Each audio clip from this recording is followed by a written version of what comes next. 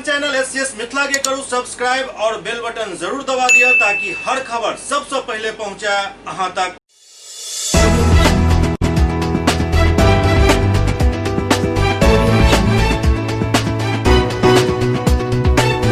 नमस्कार, अहाँ सब देख रहे छी एससीएस न्यूज। हम छी कमलेंद्र झा। खबर के शुरुआत करी और सबसे पहले चली पटना, जहां राजभवन में राज्यपाल द्वारा बाढ़ प्रभावित जिला सब में रेड क्रॉस द्वारा आनल गेल राहत सामग्री के हरी झंडी दिखाकर रवाना कयल गेल। बिहार के राज्यपाल महामहिम फागू चौहान द्वारा Indian red cross society Bihar द्वारा बाढ़ प्रभावित क्षेत्र में भेजल जाए वाला राहत सामग्री के हरी झंडी दिखाकर रवाना कयल गेल। राजभवन में आयोजित एक संक्षिप्त कार्यक्रम में राज्यपाल द्वारा 15 ट्रक बाढ़ राहत के झंडी दिखाकर रवाना कयल गेल। राजभवन के मुख्य द्वार के सामने राज्यपाल द्वारा हरी झंडी दिखायल गेल। एहि अवसर पर सोशल डिस्टेंसिंग के पूरा पालन कयल गेल। एहि कार्यक्रम में Indian red cross society Bihar branch के चेयरमैन डॉक्टर बीबी सिन्हा, राज्यपाल के प्रधान सचिव चैतन्य प्रसाद समेत कई लोग उपस्थित छलाह।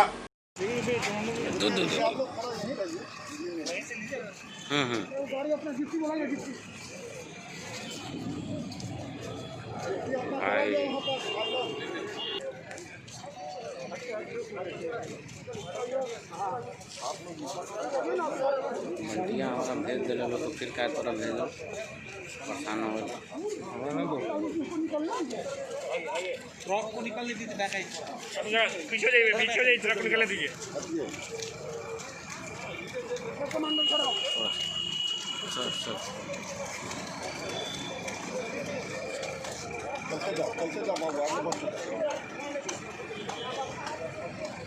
चलिए गाड़ी कर रहा, रास्ता दीजिए।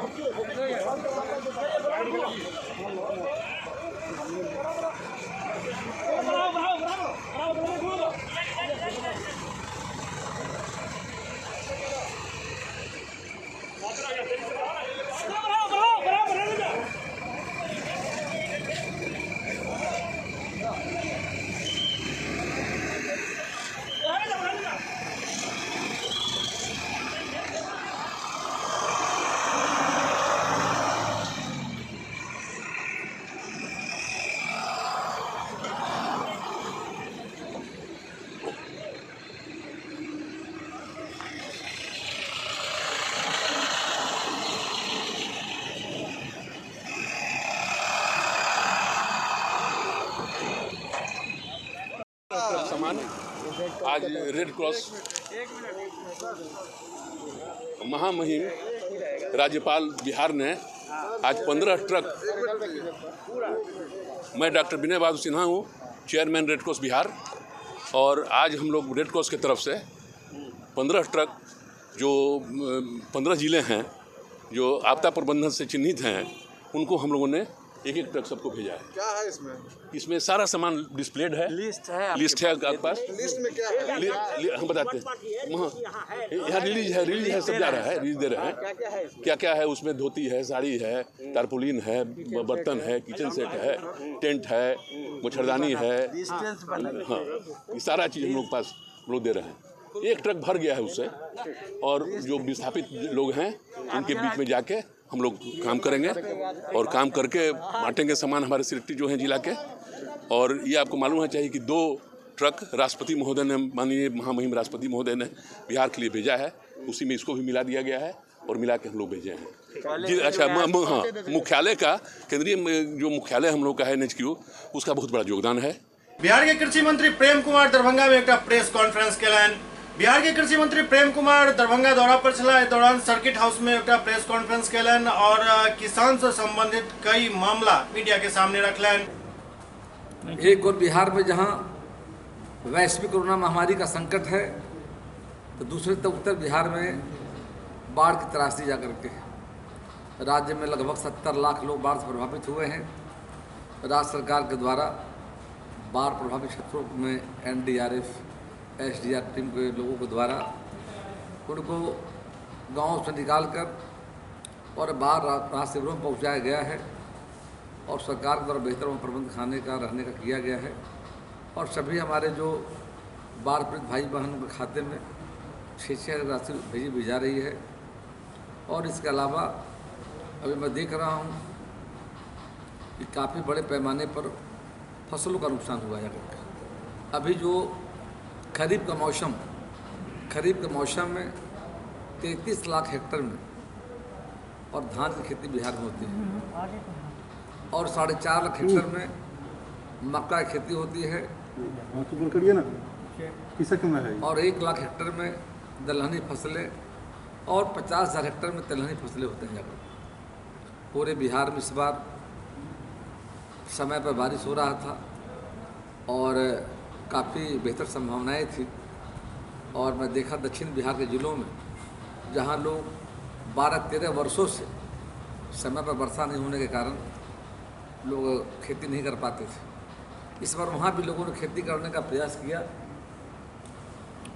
और अपने पूरे राज्य में 33 लाख हेक्टेयर में 8 लाख हेक्टेयर में फसलों का लगभग एक हम लोगों ने अभी आरंभिक और हमने रिपोर्ट मंगवाया है, तो लगभग 8 लाख के आसपास फसलों का नुकसान हुआ है।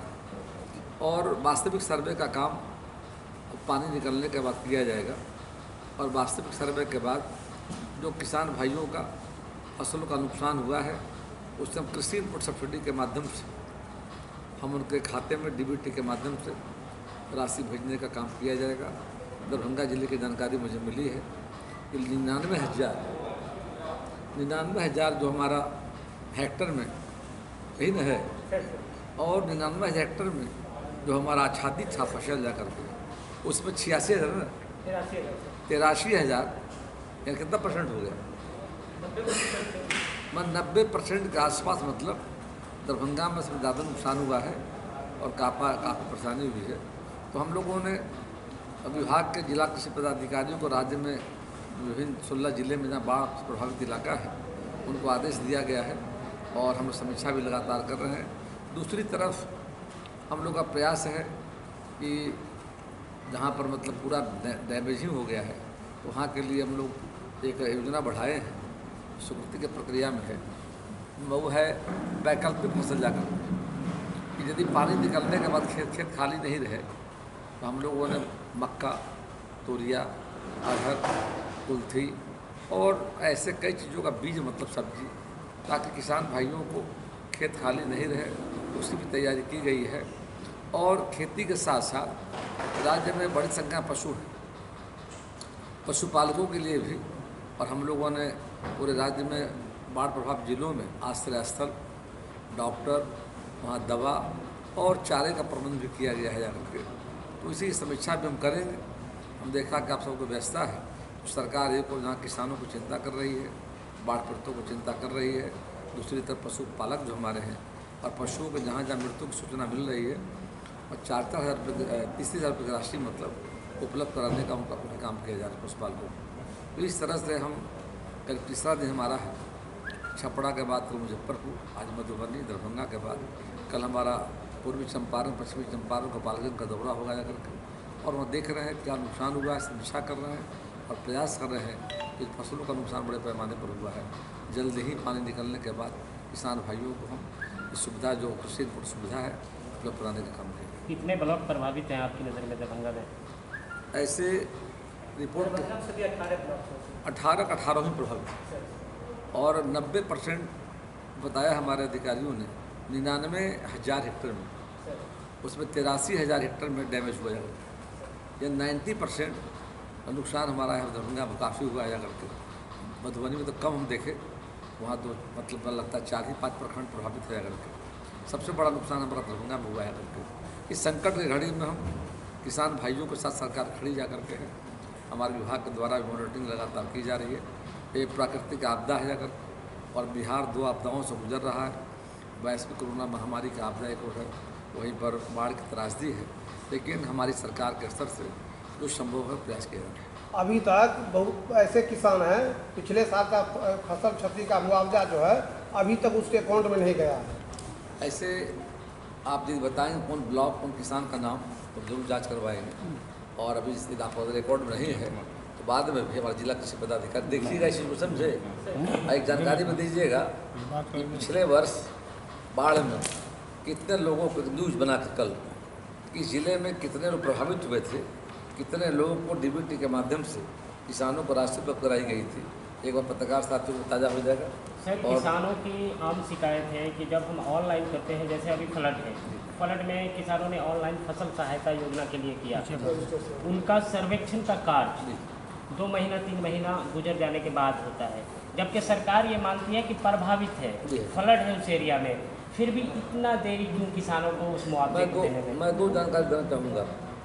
कृषि विभाग जो है उत्पादन के सेक्टर में काम करता है, और सहकारिता विभाग जो हमारा है वो पहले प्रधानमंत्री फसल बीमा योजना थी।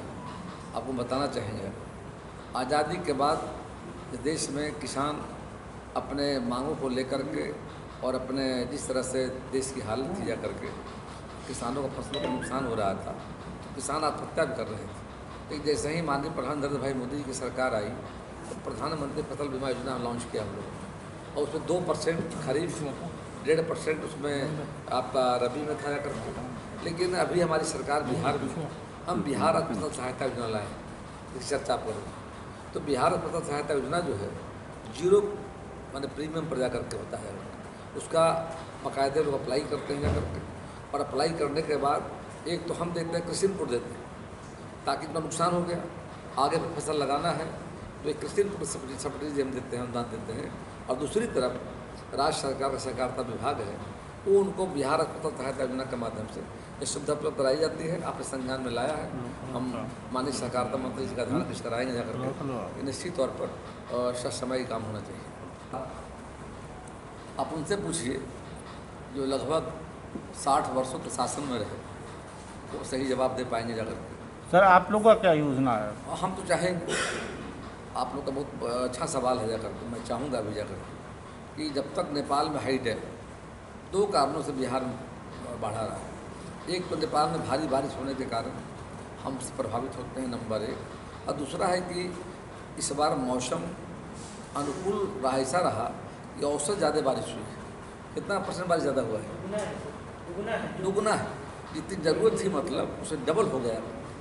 2 कारणों से प्रभावित हैं। लेकिन जो आपने सही सवाल कहा कि आखिर लंबे समय से, और जब देश गुलाम हमारा आज़ादी मिली, अपेक्षाएँ लोग किया, हम भी चाहते हैं कि नेपाल के असर से बात करके हाई डैम यदि बनता है तो इसका जिस निदान है वो स्वर्गीय अटल बिहारी वाजपेयी जी की सरकार ने भी एक प्लान किया था नदियों से नदियों को जोड़ने का है।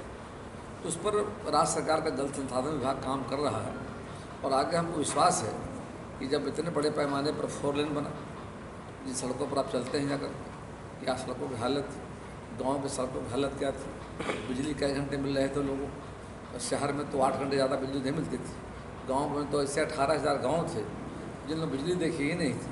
आज देश के सभी क्षेत्रों में गांव में 20 से 22 घंटा बिजली जा रही है, शहर में 24 घंटा बिजली जा रही है। तो काफ़ी अंतर आया है, और आप सबों के सवाल का हम स्वागत करते हैं कि हम भी चाहते हैं, हमारा भी प्रयास होगा उत्तर बिहार के बाढ़ के अस्थायी समस्या के लिए 2 चीज़ करना होगा, हाई डैम वहाँ बने, और दूसरा रास्ता है कि नदियों को नदियों जोड़ने की योजना है, तो हम जमीन पर लाएंगे। वन प्रमंडल दरभंगा कार्यालय में जिला जज और जेडीयू नेता अली अशरफ फातमी द्वारा वृक्षारोपण किया गया। 9 अगस्त के पूरा राज्य में वृक्षारोपण के कार्यक्रम आयोजित छल, जाहि में दरभंगा वन प्रमंडल कार्यालय में जिला जज और जेडीयू नेता मोहम्मद अली अशरफ फातमी द्वारा वृक्षारोपण किया गया। एहि दौरान कई लोग वृक्षारोपण कयलनि।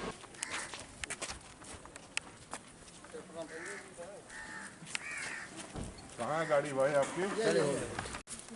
जी, बड़ी खुशी की बात है कि आज बिहार अर्थ डे है, और इस मौके पर आज मुझे फॉरेस्ट ऑफिस सर साहब ने यहाँ बुलाया था। हम लोगों ने भी वृक्षारोपण किया है यहाँ, और इसी को बढ़ाना। देखिए, जल जीवन हरियाली जो एक कंसेप्ट है माननीय मुख्यमंत्री जी का, वो जब तक हमारे पास पानी न हो, वृक्ष न हो, तो ये जीवन ही ख़त्म हो जाएगा।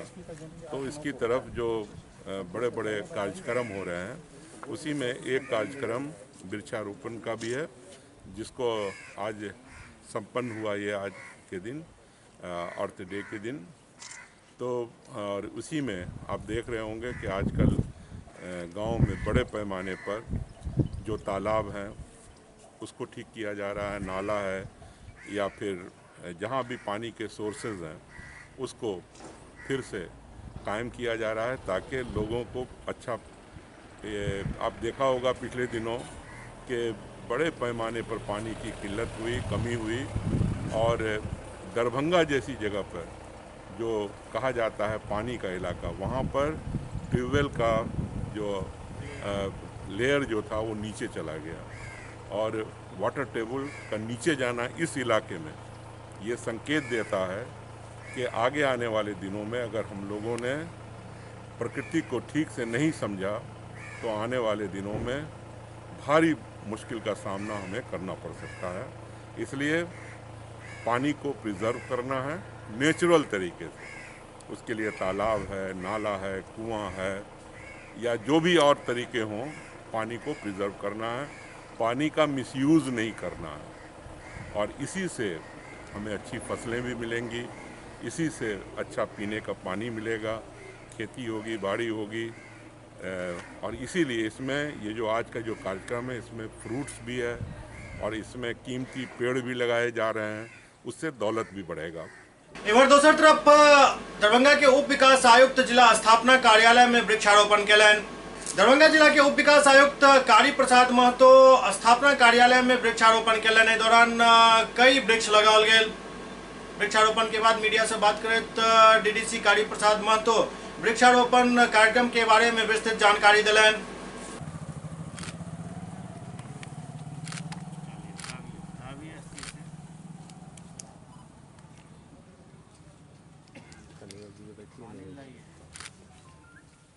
पानी रखे हैं, सब लोग लगाइए, सबका खींचते रहिए, वहाँ से खींचिए लंबा, एकदम सर पूरा लंबा आ रहा है। तो झरनी लगा के रखिए, झरनी वाला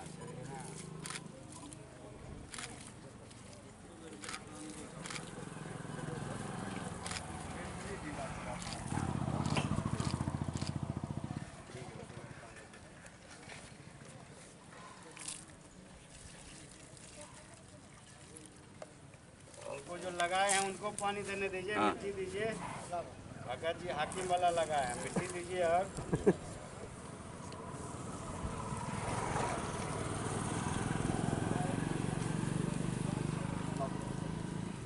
देखिए ये पौधा तभी बचेगा जब इससे लगाने वाला का स्नेह होगा। देखिए आज पृथ्वी दिवस 9 अगस्त को मनाया जाता है और आज के दिन बिहार सरकार का योजना है कि 2,51,00,000 पौधे पूरे बिहार में लगाए जाएं। उसके तहत हमारे ज़िले में 7,60,000 पौधे का लक्ष्य जिला पदाधिकारी महोदय ने सभी विभागों के द्वारा लगाया गया था, जिसमें से लगभग 6,89,000 पौधे लगाए गए। क्योंकि बाढ़ और बरसात का समय है, इसीलिए 1 जुलाई से ही पौधारोपण का कार्य प्रारंभ हुआ और कई हमारे ऐसे प्रखंड हैं, पंचायत हैं, जहां बाढ़ के कारण ये वृक्षारोपण कार्य आज नहीं हो रहा है, वह बाढ़ समाप्ति के बाद होगा। और हम लोग निश्चित रूप से इस ज़िले का जो लक्ष्य है 7,60,000, वो पौधे हम लोग इस माह के अंत तक पूरा कर लेंगे। आज हर एक प्रखंड मुख्यालय में, आपका हनुमान नगर को छोड़ के हर एक प्रखंड मुख्यालय में यह कार्यक्रम हो रहा है और पंचायत में भी जहां बाढ़ नहीं है और पानी जल जमाव नहीं है, वहां पंचायत स्तर पर भी ये कार्यक्रम वृक्षारोपण के हो रहे हैं, जिसमें जो कार्यालय के लोग हैं, सम्मानित जनप्रतिनिधि लोग हैं, आम लोगों की भी भागीदारी हो रही है ताकि हर एक आदमी एक पेड़ लगाएं, एक गड्ढा खोदें और अपने स्नेह के साथ पेड़ लगाएं ताकि वे भविष्य में इसकी देखभाल भी कर सकें, निगरानी भी कर सकें। सब बांस का घेराबंदी करवा देंगे ताकि सुरक्षित रहे और इसके लिए हम लोग अलग से देखभाल करेंगे। पानी वानी पटाना, चाहे सूख जाता है तो रिप्लेस करना, ये सब कार्यक्रम करेंगे हम। SCS न्यूज में वक्त आ रहा है कनेक्टा ब्रेक के बाद समाचार सिलसिला जारी है। Global health care and diabetes research centre, जो बिहार में पहला अंतर्राष्ट्रीय तकनीक एवं आधुनिक सुविधाओं से लैस सुपर स्पेशलिटी डायबिटीज केंद्र है, जहां एक छत के नीचे डायबिटीज से संबंधित सारी सुविधाएं मौजूद हैं, जैसे कि diabetes heart care, diabetes eye care, diabetes neuro care, diabetes foot care, diabetes pharmacy और डायबिटीज प्रयोगशाला। पता जीसस एंड मैरी स्कूल के पास, Rahamganj, Darbhanga, Bihar. Doctor RLR public school CBSE curriculum गुणवत्तापूर्ण शिक्षा को प्राथमिकता, सेल्फ कॉन्फिडेंस को बढ़ाना हमारा मकसद है। सामाजिक कार्यों के प्रति सजग। स्कूल में कड़ाई से CCE पैटर्न CBSE पाठ्यक्रम के द्वारा लागू है। यहाँ ई-लाइब्रेरी की सुविधा उपलब्ध है, कंप्यूटर लैब की सुविधा उपलब्ध है, उन्नत लेबोरेटरी की सुविधा उपलब्ध, स्मार्ट क्लास की पूरी व्यवस्था यहाँ उपलब्ध है।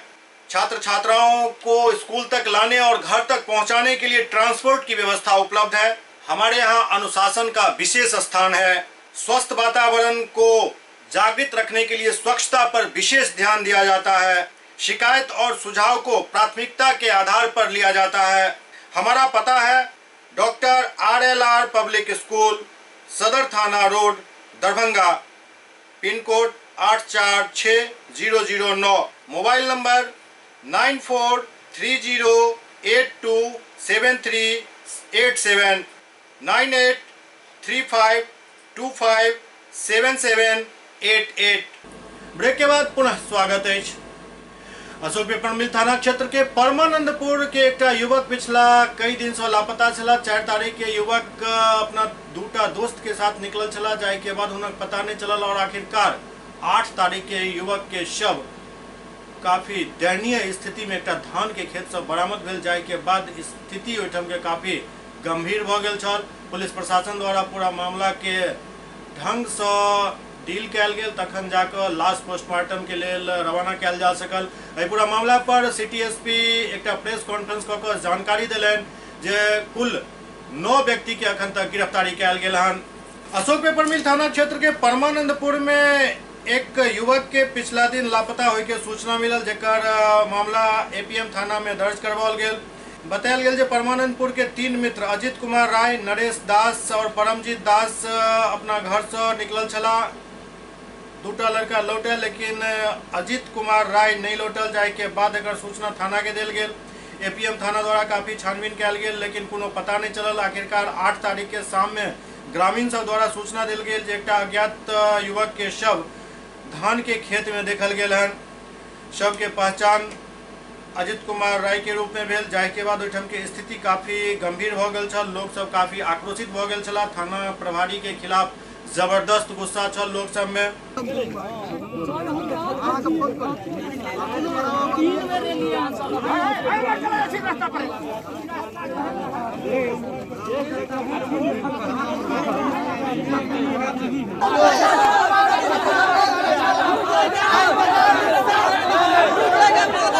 प्रकाश कुमार राय हुआ, मेरा अजीत कुमार राय छोटा भाई था। क्या मामला क्या है? मामला क्या है? मामला यही है, हफ्सा गया था दारू पीने के लिए। 3 आदमी निकला, एक आदमी को हफ्सा वाला संजय या माझी से मार के फेंक दिया मेरे भाई को 5 दिन 6 दिन पहले। जैजा अली हमको बोला जो हम लाश ढूंढ रहे हैं, सबूत ढूंढ रहे हैं। हमको बोला जो हम ढूंढ रहे हैं। 10 मिनट में पहले हमसे जैजा अली से बात हुआ, बोला जीवित है आपका आदमी। हमको लगता है घर का मामला है ये। आई मार के फेंक दिया था 5 दिन पहले। मेरा भाई देखने लायक नहीं है। लाश देखिए आप मेरे सामने चल के, देखने लायक नहीं है। अब आप ही लोग बताइए, हम ये टोला को उखाड़ के फेंक दे कि जा थाना को उखाड़ के फेंक दे?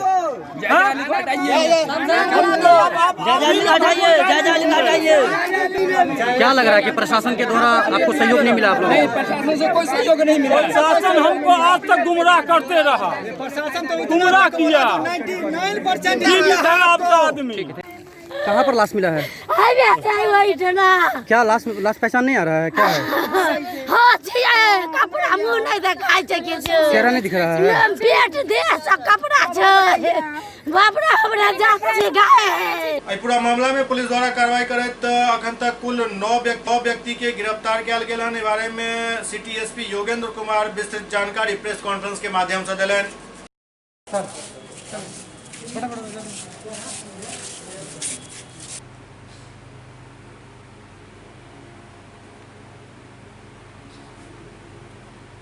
एक हत्या की घटना प्रतिवेदित हुई थी, कल उसका सफल उद्भेदन कर लिया गया है।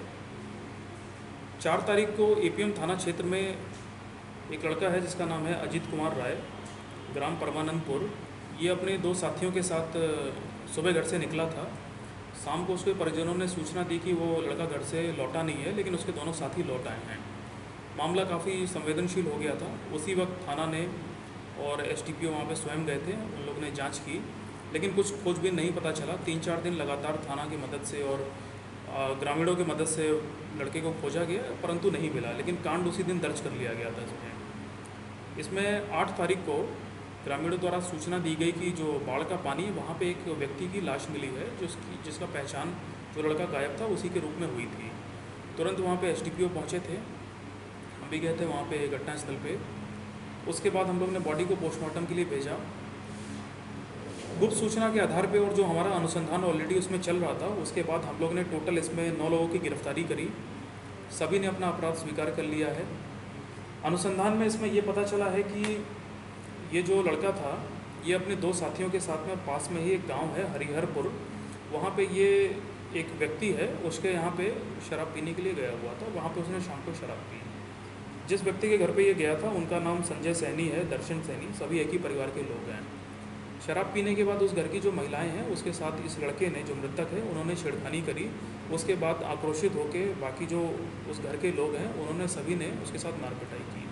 मारपिटाई के क्रम में उसको सर पे चोट लगी और उसको मृत्यु हो गई। और इसके जो अन्य 2 साथी थे उन्होंने भी इस बॉडी को छुपाने में सहयोग किया, और बाकी जो जिस घर में उसने शराब पी थी उन लोगों ने भी, सभी लोगों ने मिल के उसी रात को बॉडी को कहीं छुपा दिया। और यही कारण था कि इसको बॉडी में जो उसकी जो लाश थी उसको खोजने में काफ़ी परेशानी हुई। तो इस प्रकार से इस पूरी घटना में टोटल 9 लोगों की संलिप्तता पाई गई है। सभी ने अपना अपराध स्वीकार कर लिया है। बाकी इसमें हम लोगों ने घटनास्थल भी आइडेंटिफाई किया है और इसमें हम लोग वैज्ञानिक अनुसंधान की मदद ले रहे हैं। हम लोग FSL की टीम भी इसमें बुलाएंगे। घटना में जो प्रयुक्त हथियार है उसको भी बरामद करने का प्रयास किया जा रहा है। तो इसमें जो कुछ एक बिंदुओं पर जो अनुसंधान है वो भी हम लोग पूर्ण करेंगे और इसमें जल्द ही हम लोग अपनी चार्जशीट समर्पित करेंगे। बॉडी का जो स्थिति था सर लाश का, वो किस चीज़ से किया गया था? देखिए, प्रथम दृष्टि बॉडी को देख के ऐसा लग रहा था कि शायद 24 घंटे से ऊपर हो गए थे और बॉडी पानी में डूबी हुई पाई गई थी और सर पे चोट के निशान प्रथम दृष्टि दिख रहे थे। बाकी तो इसमें जब पोस्टमार्टम की रिपोर्ट आएगी तो उसमें कॉज ऑफ डेथ है वो उसी वक्त क्लियर होगा।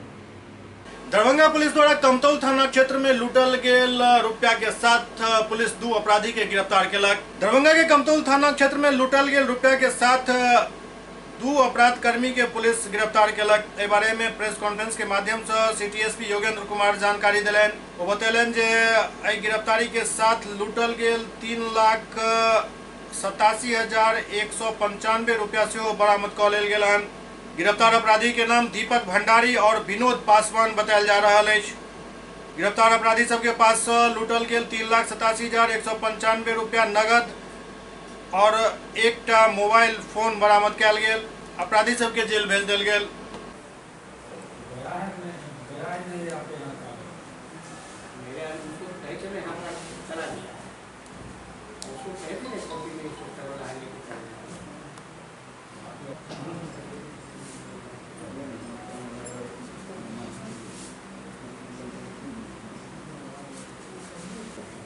दो दिन पहले एक लूट की घटना हुई थी जिसमें करीब 7,74,000 रुपये लूटे गए थे एक पिकअप चालक के ड्राइवर से। उस घटना का सफल उद्भेदन कर लिया है। कमतौल थाने में एक केस रजिस्टर हुआ था। उसी दिन इन्वेस्टिगेशन स्टार्ट हो गई थी। SHO द्वारा लगातार इसमें छापेमारी की जा रही थी और सूचना संकलन किया जा रहा था। तो इसमें कल 2 अभियुक्त गिरफ्तार हो गए हैं और उनकी निशानदेही पे उनके घरों से और उनके जो अन्य साथी थे इस घटना में शामिल थे सभी के घरों में लगातार छापेमारी हुई है। लूटी गई रकम जो थी वो थी 7,74,000, जिसमें से 3,87,000 रुपया पूरा बरामद कर लिया गया है। जो 2 लोग गिरफ्तार हुए थे कुछ पैसा उनकी निशानदेही पे उनके घरों से और उनके कपड़ों से बरामद हुआ है और कुछ पैसा जो शेष राशि थी जो 2 अभियुक्त जो इसमें फरार हैं उनके घरों पर भी छापेमारी की गई, लेकिन वो अंधेरे का फ़ायदा उठा के भाग गए। परंतु उनके घर से भी जो पैसा था वो बरामद किया गया है। जो दोनों गिरफ्तार अभियुक्त हैं उन्होंने अपना अपराध स्वीकार किया है। 2 में से जो एक अभियुक्त है उसका आपराधिक इतिहास भी पाया गया है, उसको भी अरेस्ट करके जेल भेजा जा रहा है। तो इसमें एक अच्छा उद्भेदन हुआ है। हमारी टीम ने काफ़ी मेहनत से काम किया है और जो भी इसमें पैसा लूटा गया था उसको तुरंत बरामद किया है और हम लोग की इसमें अनुसंधान जारी है और बाकी के जो इनके अभियुक्त हैं उन लोग को भी हम जल्दी गिरफ्तार करेंगे। सक्रिय गिरोह के सदस्य हैं क्या ये लोग? देखिए, पहले भी इनका जो मेन लीडर है उस पर भी एक केस दर्ज है कमतौल थाने में ही, और एक केस शराब का है, एक केस मारपीट का है। बाकी हम लोग हर चीज़ पर अनुसंधान कर रहे हैं कि क्या इन्होंने और भी कहीं घटनाएं की हैं। यदि की होंगी तो हम लोग आसपास के भी जो पुलिस स्टेशन और जेलें हैं उनको भी सूचित कर देंगे। सर, अपराधियों कैसे पता लगा कि ये चालक जो है अपनी सीट के नीचे इतनी बड़ी रकम लेता हुआ है? क्योंकि अनुसंधान में ये बात सामने आई है कि इनने कहीं ना कहीं से प्रायर पूर्व जानकारी थी इस बात की कि ये जो पिकअप चालक है इतने पैसे लेके जा रहा है। अभी हम लोग का अनुसंधान इसमें चल रहा है। शक के बिना पे जो कुछ लोग हैं उनको हमने डिटेन किया है, उनसे पूछताछ जारी है और जल्दी। लहरियासराय थाना क्षेत्र के रहमगंज में पिछला दिन दो गुट के बीच काफी विवाद हो गया चल जाए के बाद लहरियासराय थाना पर शांति समिति के बैठक आयोजित कल गया। पूरा मामला में सिटी एसपी से अपन बयान जारी कलन। लहरियासराय थाना क्षेत्र के रहमगंज में मामूली बात पर विवाद हो गया चल जाए में दो गुट में काफी झड़प के संभावना बन गया चल। पूरा मामला के देखे लहरियासराय थाना पर शांति समिति के बैठक आयोजित कल गया। बैठक में सौहार्द बनाकर रखे के निर्णय लेल गेल। पूरा मामला पर सिटी एसपी योगेंद्र कुमार अपन बयान दिलन।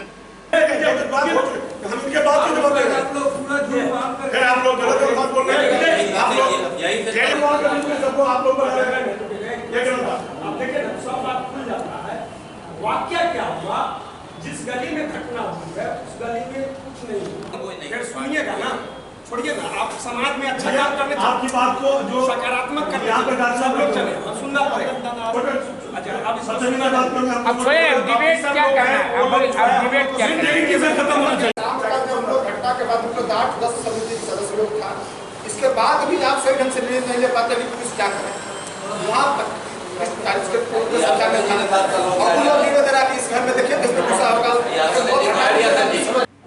कल शाम को लहरियासराय थाना क्षेत्र एक जगह रहमगंज, वहाँ पे हम लोग को सूचना मिली थी कि एक पक्ष ने दूसरे पक्ष पे पत्थरबाजी कर दी है। तुरंत वहाँ पे मौके पे डीएसपी, एसडीएम और थाने की फोर्स वहाँ पे पहुँची थी। छानबीन में ये पता चला है कि एक 15 साल का लड़का था, उसने दूसरे लड़के को ठोकर मार दी थी साइकिल से। तो इसी बात पे उसके जो परिजन हैं उन्होंने कुछ लपड़ थप्पड़ कर दिया था उस लड़के को। लेकिन उसके बाद जो दूसरे पक्ष के लोग हैं वहाँ कुछ लोगों ने अफवाही फैलाई और भारी संख्या में आकर के लोगों ने दूसरे साइड पे पत्थरबाजी की। दोनों साइड से ही उसमें शिकायत दी गई है, दोनों साइड ने ही आवेदन दिया है और एक केस मजिस्ट्रेट के बयान पे भी उसमें किया गया है और दोनों ही साइड से लगभग 2-2 लोगों को पूछताछ के लिए हिरासत में लिया गया है और इसमें जो भी अग्रतर कानूनी कार्रवाई है वो ऑलरेडी की जा रही है थाने के द्वारा। इसमें कहा जा रहा है कि पुलिस की मौजूदगी में भी किसी एक पक्ष को मारपीट की गया और पुलिस ने उस वक्त रोकथाम नहीं किया, ऐसी भी शिकायत आ रही है। देखिए, इसमें ऐसी बात नहीं है। रात को ही जब पुलिस वहाँ पे गिरफ्तारी करने के लिए गई थी अभियुक्तों के यहाँ, तो उस वक्त कुछ लोग वहाँ पे दोबारा से जम गए थे। तुरंत उनको हटाया गया और उन पे भी जो मजिस्ट्रेट के द्वारा जो केस किया जा रहा है उनमें सभी को नामित किया गया है, तो उनकी भी गिरफ्तारी इसमें जल्दी होगी। अभिनेता सुशांत सिंह हत्या मामला में महाराष्ट्र सरकार और महाराष्ट्र पुलिस के विरोधात्मक रवैया के लोग पटना में लोजपा कार्यकर्ता सब भैंस पर चढ़कर प्रदर्शन कलन। बिहार के उभरत सितारा सुशांत सिंह राजपूत के हत्या के बाद के जांच में बाधा उत्पन्न करवा रहा महाराष्ट्र सरकार और महाराष्ट्र पुलिस के विरोध में लोजपा द्वारा राजधानी में भैंस पर बैठकर प्रदर्शन कल गया और महाराष्ट्र सरकार के खिलाफ जमकर नारेबाजी कल गया। लोजपा युवा नेता द्वारा कहल गेल जे जाय तरीका से महाराष्ट्र सरकार और उतर के पूरा प्रशासन न ही बिहार पुलिस के न ही सीबीआई जांच में सहयोग कर रहा है। एहन में ई बात निश्चित है जे एहिमे कोनो पैघ आदमी के हाथ है। युवा नेता द्वारा पूरा मामला में प्रधानमंत्री से हस्तक्षेप के मांग कल गेल।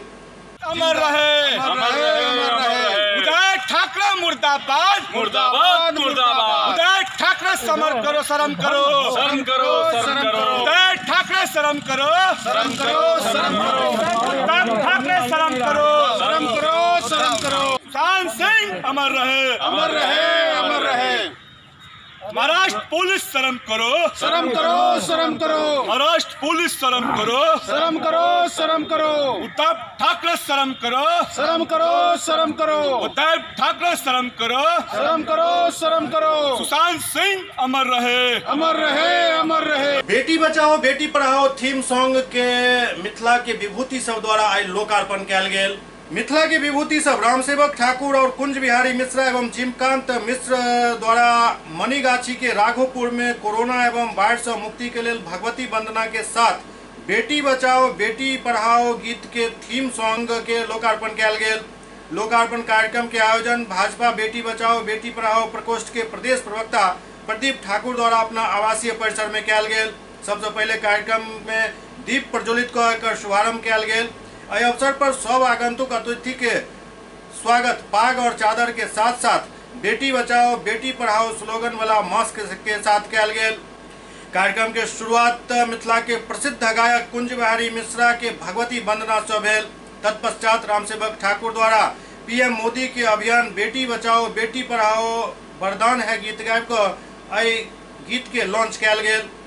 इसके अलावा दरभंगा में अभियान के शीर्ष पर पहुंचावे वाला प्रदीप ठाकुर के कार्य विवरण पर भी एक गीत रामसेवक ठाकुर द्वारा गायल गेल। कुंज बिहारी जी के स्वर में जखन मिथिला के मैथिल मस्त मस्त गायल गेल तो सारा श्रोता झूम उठला।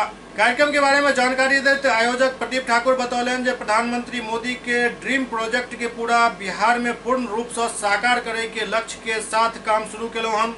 लगभग 2 महीना में 50,000 सुकन्या खाता विपरीत परिस्थिति में भी खोलबेलो हन और दरभंगा बिहार में प्रथम स्थान पेलक। लेकिन कोरोना के बढ़त प्रकोप एवं बाढ़ के कारण अभियान में दिक्कत आबि रहल अछि। एकरे ध्यान में राखैत प्रधानमंत्री मोदी के बेटी बचाओ बेटी पढ़ाओ अभियान के गीत के माध्यम से लोग तक पहुँचे के लिए गीत के लॉन्च किया गेल हन। Aditya films and music company द्वारा कैसेट बनायल गेल हन। एहि गीत के बनावे में जे मिथिला विभूति सब अपन योगदान देलन हन हुनका सबके दिल से आभार। इस दौरान कार्यक्रम में परेश मिश्र, अशोक ठाकुर, विजय झा, नरेंद्र झा, मदन यादव, राधा वल्लभ झा, रामनेश चौधरी, समीर झा समेत कई लोग उपस्थित छला।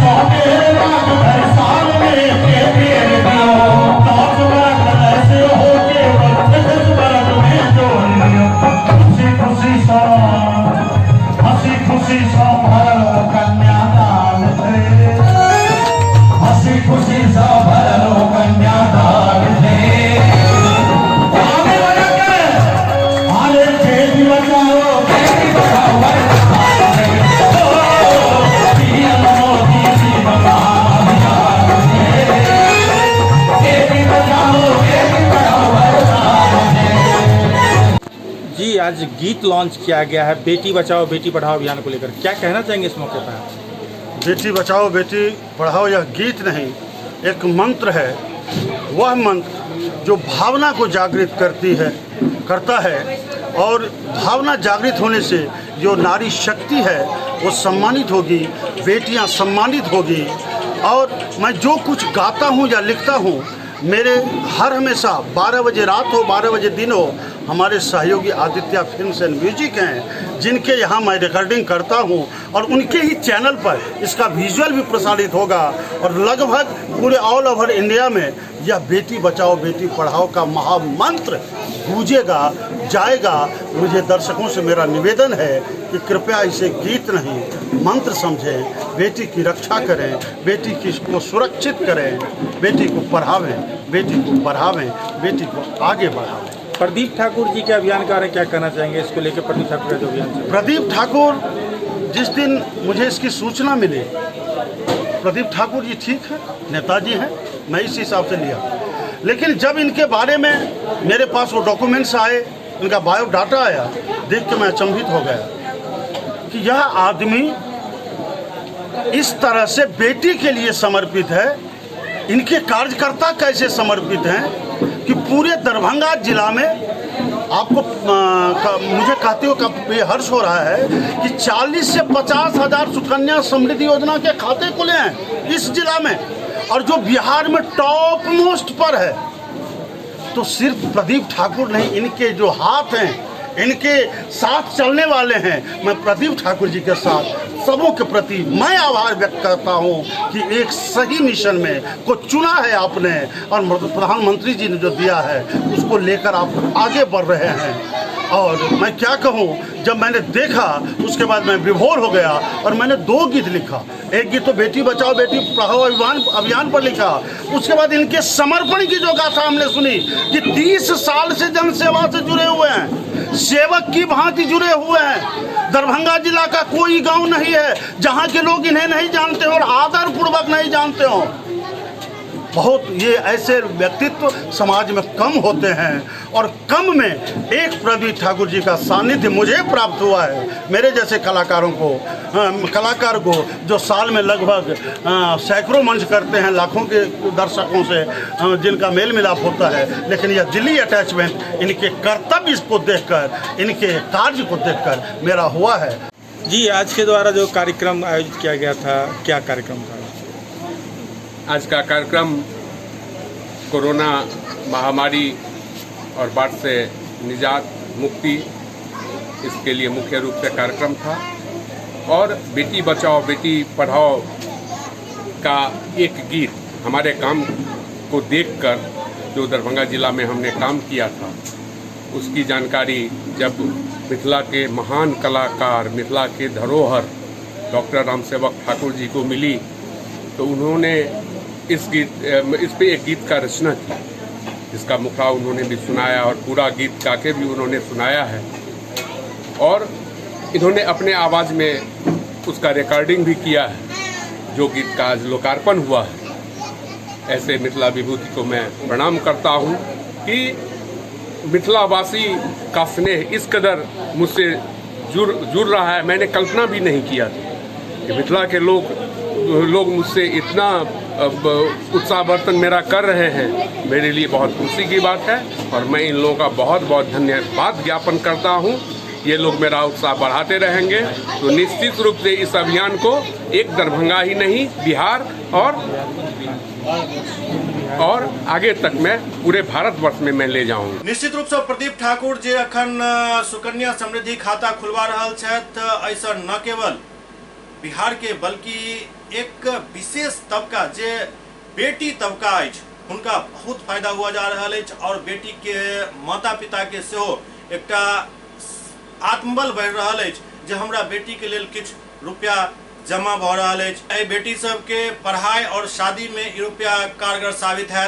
एससीएस न्यूज के अंक में अखन एतबे, अगला अंक में फिर किछु और समाचारक संग उपस्थित है। तब तक अपने सब देखते रहू एससीएस न्यूज। बस ध्यान एही बात के राखू जे कोरोना के संक्रमण बरकरार अछि, तें सोशल डिस्टेंस और मास्क के प्रयोग जरूर करू। संगे संग बाढ़ के खतरा अखन टलल हन नहीं, तें ओहो के लेल सतर्क रहू, लेकिन अफवाह पर बिल्कुल ध्यान नहीं दिया। देखते रहू एससीएस न्यूज। नमस्कार।